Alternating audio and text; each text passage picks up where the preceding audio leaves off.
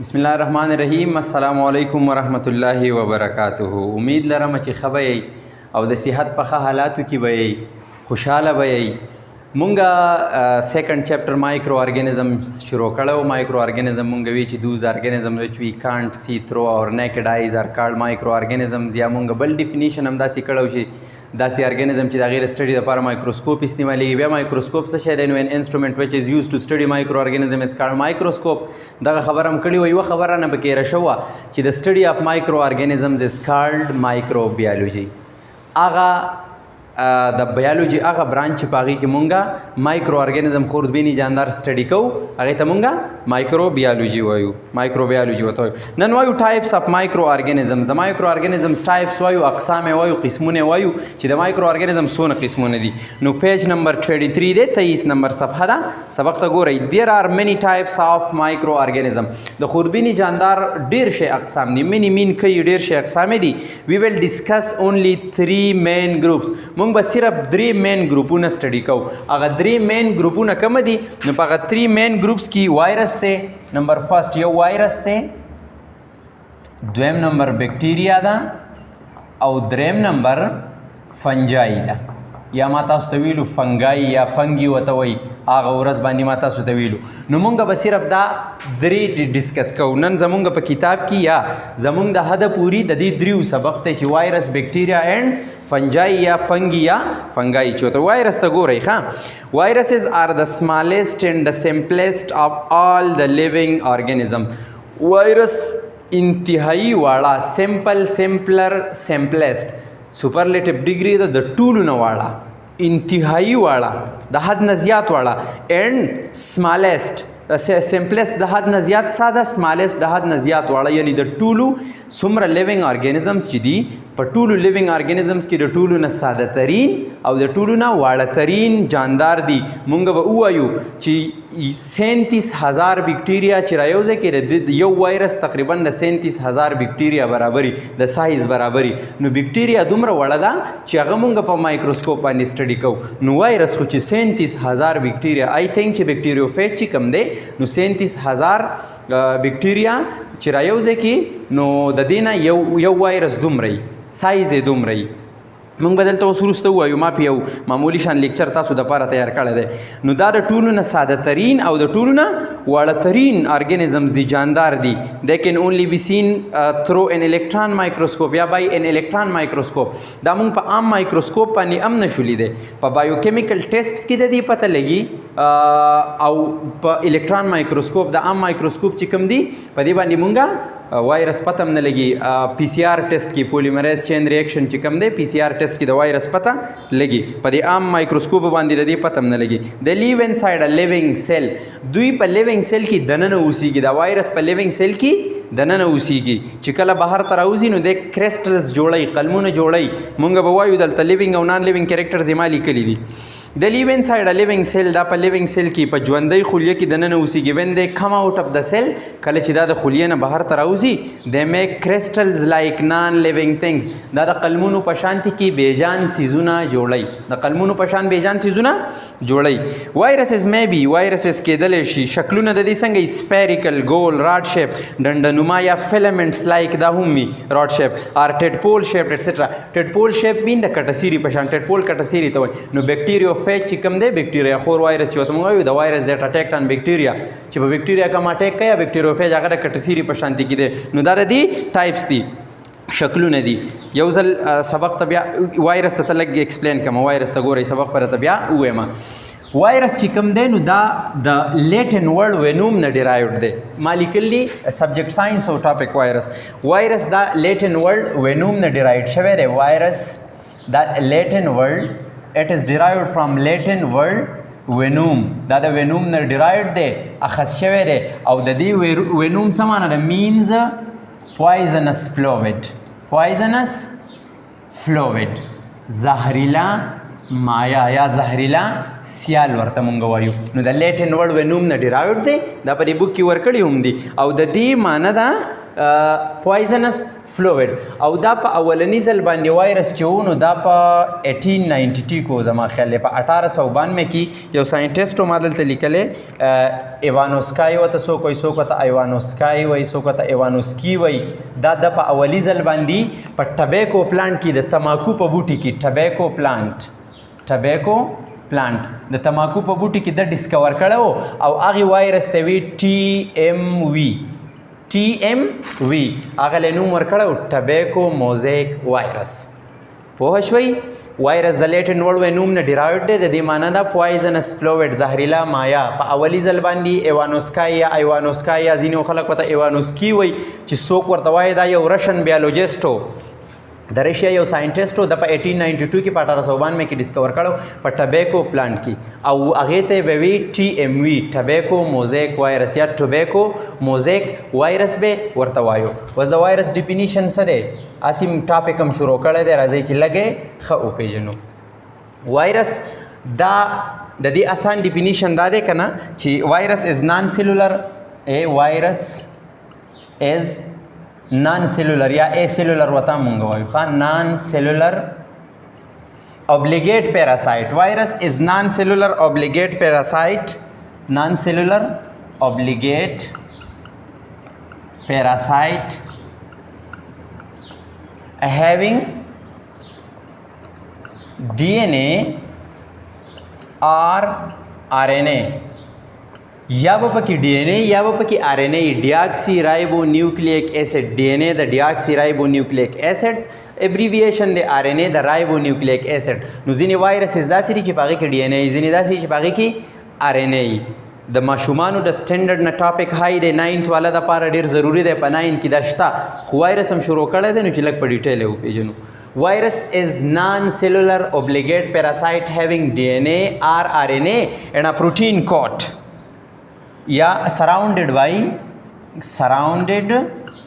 by protein coat د دې نه یو پروټین کوټ یو پروټین لیر تیتاوي هغې ته کیپسیډ وایي لیر ته څه وایي کیپسیډ ورته وایي پروټین کوټ دی او دغې پروټین کوټ ته کیپسیډ وایي دا د وایرس ډیفینیشن دی نان سیلولر یا ای سیلولر داسې چې سیل پکې نشته سیل پکې نشته دې ته مونږ یونیک پارټیکل وایو د وایرس ته مونږ څه وایو یونیک پارټیکل ورته وایو په کلاسیفیکیشن کې د وایرس څه ذکر نه و وجه دا ده چې دا دې آر کیپټ ان د باټم آف کلاسیفیکیشن دا د کلاسیفیکیشن نه بالکل په باټم کې دی ولي وایرس یو یونیک پارټیکل دی یو ناشنا عجیبه منفرد پارټیکل دی ذره ده په دې کې د لیوینګ او د نان لیوینګ دواړه کریکټرسټیک دي ما دلته څه بنیادي بیسک کریکټرسټیک لیکل دي بیا ووایو دا یې ډیفینیشن دی اوبلیګیټ پیراسایټ ته یو بل ټکی وایي هولو پیراسایټ ورته هم وایي دی اوبلیګیټ پیراسایټ د بل ټکی څه وایي هولو پیراسایټ ورته وایي او هولو پیراسایټ یا اوبلیګیټ پیراسایټ نه مطلب سره دا داسې پیراسایټ دی که نه داسې پیراسیټک ارګانیزم دی دیٹ کینټ کمپلیټ اټس لایف سایکل وداؤٹ ا هوسټ دا د هوسټ نه بغیر خپل لایف سایکل نشي کمپلیټ کولی او مونږ وی کنه چې دے آر لیوینګ انسایډ ا سیل په سیل کې چې وایرس کله دننه وي نو دا لیوینګ کنسیډر کیږي چې کله دی د سیل نه بهر ته راوځي نو دا نان لیوینګ کنسیډر کیږي دا بیا مړ دی دا مړ کنسیډر کیږي مړ دی نه خو کنسیډر کیږي تصور کیږي مړ ځکه که بیا دته سوټیبل انوایرمنټ میلاو شو ماحول ورته پرووایډ شو دی بیرته لیوینګ کریکټرز ته ځي د ډیر ټایم پورې د انفاینایټ ټایم پورې دا د سیل نه بهر پاتې کېدی شي بیا واپس سیل ته ځي نو دې ته مونږ اوبلیګیټ پیراسایټ ځکه وایو ما راته وي هولو پیراسایټ هم ورته وایي د اوبلیګیټ پیراسایټ یا د هولو د ای سیلولر یا نان سیلولر مطلب خو رارې سیل پکې نشته اوبلیګیټ پیراسایټ نه مطلب دا دی چې داسې پیراسایټ چې دا خپل لایف سایکل د هوسټ نه بغیر نشي کمپلیټ کولی ښه سایز د دې څومره وي سایز دا انتهایی سمال ان سایز وي سمال ان سایز سایز انتهایی وړوکی ډېر زیات وړوکی د دې سایزو او تقریبا د 10 نه واله د 40 پورې نینومیټر یس د 10 نه واله تر 40 نینومیټر پورې سایز دی د دې ښه او ما تاسو ته ویله چې دا دومره واړی په سایز کې چې دا د الکترون مایکروسکوپ نه دا بغیر په نظر باندې نه راځي د بیکټیریا نه انتهایی واړی تقریبا 37000 وایرس چې دي اباؤټ 37,000 viruses are equal to a bacterium या one bacterium تقریبا 37,000 وایرس چې کوم دي دا د یو بیکټیریم برابري. نو 37,000 وایرس چې رایوځای شي دا د یو بیکټیریم، او بیکټیریا دومره وړه ده چې هغه موږ ته په مایکروسکوپ باندې په نظر نه راځي. که مخکې په دغه کې زه غلط شوی یم په دې سایز کې، نو دلته ورته دیڼې وګورئ نه. 37,000 وایرسز آر ایکول ټو ا بیکټیریم. 37,000 وایرس چې رایوځي شي دا د یو بیکټیریا برابري. نو چې یو بیکټیریا موږ په عام نظر موږ ته نه راځي، موږ یې اینو نه مایکروسکوپ باندې اینو. نو وایرس خو انتهایی د دې نه ثابته شوه چې د موسٹ سمپلسټ یا د سمپلسټ اینډ د سمالسټ ارګانیزم دی ښه. نو 37,000 وایرس تقریبا دا د یو بیکټیریم برابري. وس دا په کلاسیفیکیشن کې نشته. ولی؟ they are on the borderline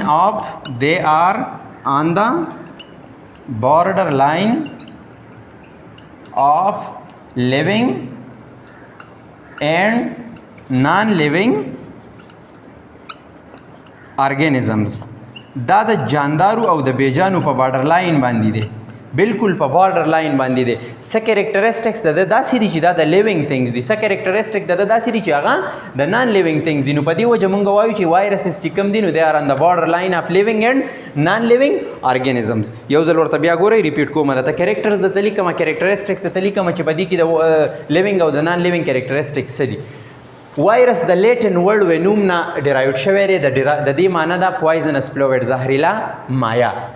اول ځل باندې وایرس چې کوم یو خبره تیر بوک کې دا ورکړو چې وایرس واز ډسکورډ بای ډبلیو سټینلی 1935. ما هغه وخت کې موړو ته ویلو چې دا اول ایوانوسکای ډسکور کړی و، ځکه چې تاسو که پسې کتابونه وګورئ نو هسټري کې یا نیټ پسې وګورئ ایوانوسکای ډسکور کړی په 1892 کې.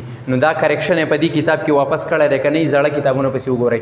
اول ځل 1892 کې ایوانوسکای ډسکور کړی و په ټبیکو پلانټ کې د تماکو په دې بوټي کې، او هغې ته یو نوم ورکړی و TMV tobacco mosaic virus. The virus definition sare virus is non-cellular obligate parasite. Non-cellular means cell پکې نشته، obligate parasite. د obligate parasite معنی دا د داسې parasite چې هغه د هوست نه بغیر خپل لایف سایکل نشي کمپلیټ کولی، مکمل کولی. دا چې کله دغه شي نو دا وایرس چې کوم دی نو دا د سیل ته ورننوځي او د هغه مشینري دغه سیل د هوست د سیل مشینري په خپل دغه کې والي او په هغې باندې بیا کار کوي، خپل کنټرول کوي، هغه استعمالي کار پې کوي. نو دې ته موږ obligate parasite یا ماته ستوي هولو parasite having DNA or RNA. په دې کې بیا DNA یا پکې RNA سراونډډ بای پروټین کوټ، چې پروټین کوټ دیتا وي او پروټین کوټ ته موږ څه وایو؟ دې ته موږ کیپسیډ وایو. اوبه ورته وسکه کیپسیډ ورته وایو.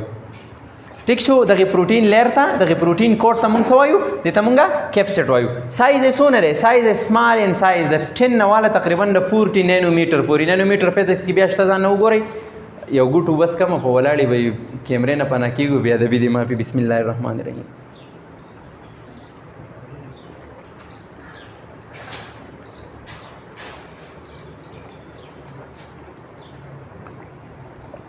وسقاهم ربهم شرابا طهورا. ساري یو ځل بیا ایکسکیوز کوم.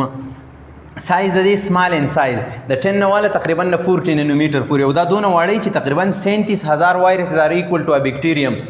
37,000 وایرس چې رایوځي شي نو دا دیټ آر ایکول په سایز اف ا بیکټیریم. سایز مې پکې پرېښی د بیکټیریم د سایز عمره برابر. نو 37,000 وایرس او بیکټیریا موږ په عام نظر باندې نه نو.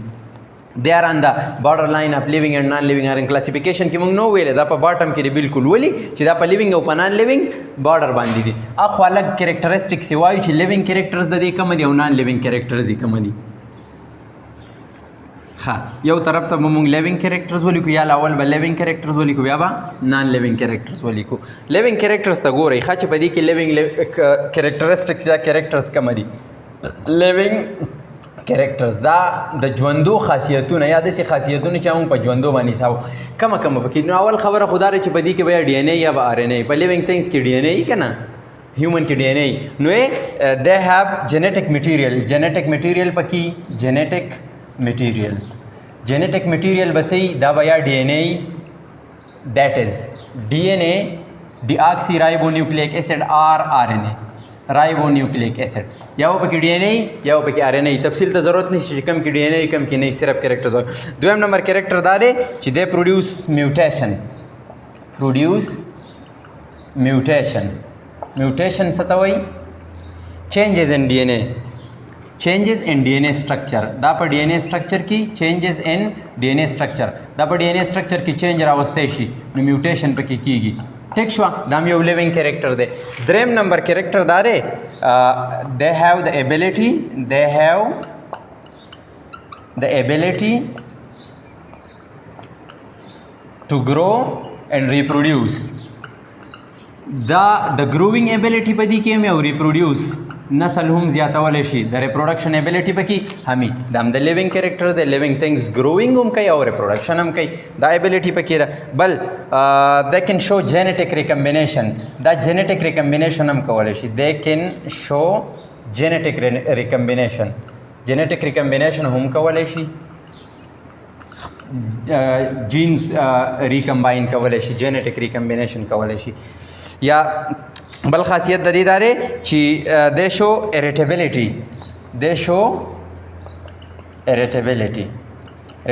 څه ته وایي irritability ته ګورئ ښه irritability دوی شو کوي. irritability نه مطلب دا دی they show response to a stimulus change ته stimulus ته یا stimuli ته change ته دا response ورکولی شي. هاي د لیکچر لګ د سټینډرډ د ماشومانو هاي دی خو 9 کې شته نو پکار ده چې لږ یاد کړو. دغه لیوینګ کریکټرسټک دي یو دا چې په دې کې د پوزیس یا د هیو جینیټک میټیریل یا ډي ان اے یا آر ان اے پروډوس میوټیشن مین په ډي ان اے سټرکچر کې چینج راوستلی شي خپل.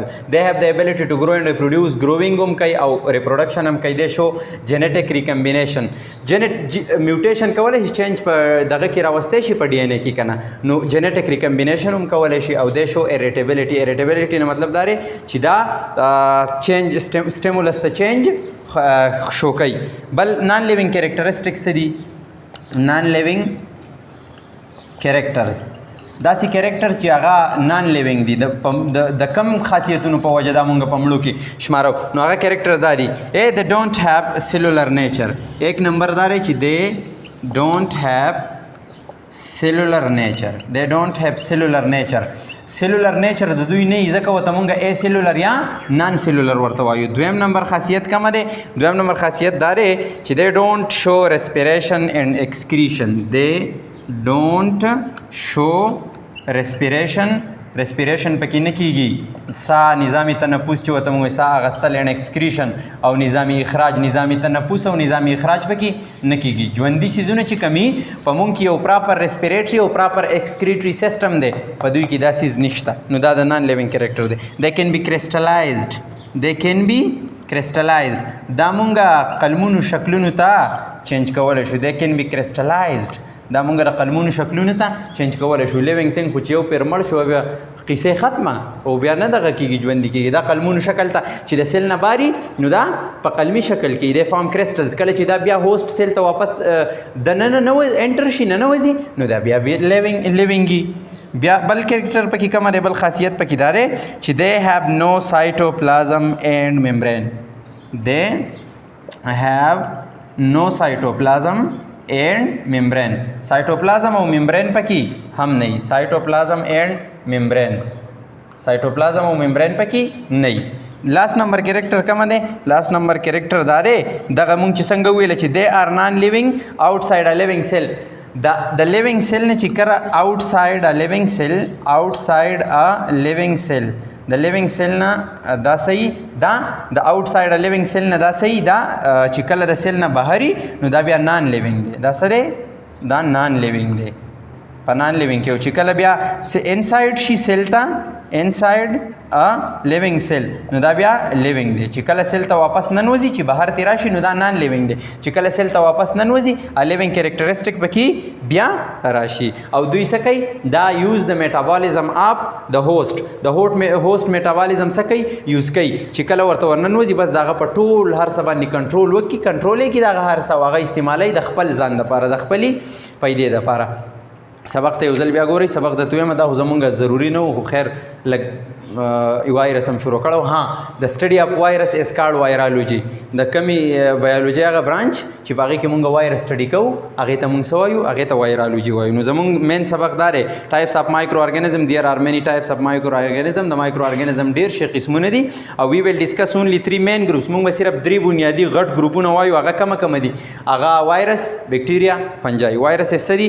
وایرسز آر د سمالست اینډ د سمپلست اف آل لیوینګ ارګانیزم. د ټولو ارګانیزم نه د ټولو نه واړه او د ټولو نه ساده دي. they can only be seen by an electron microscope. په الکترون مایکروسکوپ باندې مونږ اینو بایوکیمیکل ټیسټ باندې هم د دې ایگزیسټنس شو کېږي معلومیږي د لیو انسایډ ا لیوینګ سیل په لیوینګ سیل کې دننه دا اوسیږي when they come out of the cell کله چې دا د سیل نه بهر ته راوځي they make crystals like non living things دا د قلمونو په شانتي کې بیجان سیزونه جوړوي viruses may be spherical ګولم کېدلی شي rod shaped یا ټډفول شیپ ډنډنما یا فیلامنټس ورته مونږ وایو rod shaped ډنډنما یا فیلامنټس دی rod shaped هم وایي or ټډفول shaped یا د کټسیري په شان ایټسټرا وغیره وغیره نو کریکټرز یې کوم دي مونږ ووایو چې ا سیلولر اوبلیګیټ پیراسایټ دي او ډي ان اے یا ار ان اے پکې او د هغې نه پروټین کوډ تا وي چې هغې ته مونږ کیپسیډ وایو هغه قسم وکړله لیوینګ کریکټرز یې دا دي جنیټک میټیریل به پکې ډي ان اے آر ان اے پروډیوس میوټیشن چینجز راولي په خپل ډي ان اے سټرکچر کې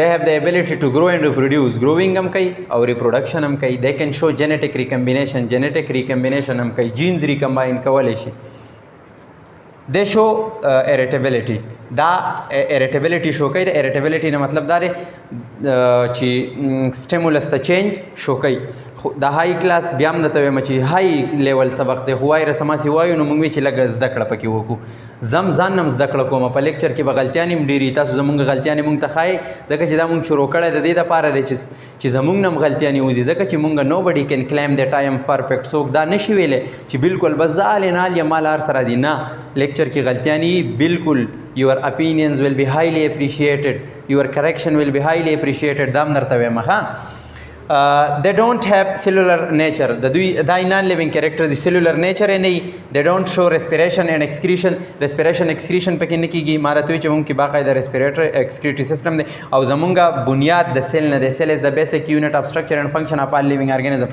په دې کې اوس cellular nature شته نه نو دا د لایف شروعات د سیل نه کېږي چې په دې کې سیل نشته نو non living character دی دغسې they can be crystallized دا موږ قلمي شکلونو ته اړیلی شو they have no cytoplasm and membrane cytoplasm او membrane پکې نه په مونږ کې سیلولر ممبرین یا سیل ممبرین یې که نه سایټوپلازم هم را پکې په دوی کې نشته کومه سیل چې دي په سیل کې سیل ممبرین هم او سایټوپلازم هم پکې آوټ سایډ د لیوینګ سیل نه دی نان لیوینګ دی او چې کله لیوینګ سیل ته واپس ورننوځي نو دا لیوینګ دی او دا د هوسټ مشینري یوز کوي دا هغه ټول هر څه کنټرول کې والي او هغه یوز کوي نو دا نان لیوینګ کریکټرز دي ټیک ده غلطیانې پکې بالکل به حیثیت د بشریت په تقاضا مونږ دا تاسو اپریشیټ کوو چې زمونږ نه هم غلطیانې وځي او زمونږ تاسو زمونږ هیلپ وکړئ مونږ ستاسو هیلپ وکړو نو د دې سره به زمونږ لیکچرز رواني د نن لپاره دا کافي غلطي شوي د هغې لپاره معافي د الله په امان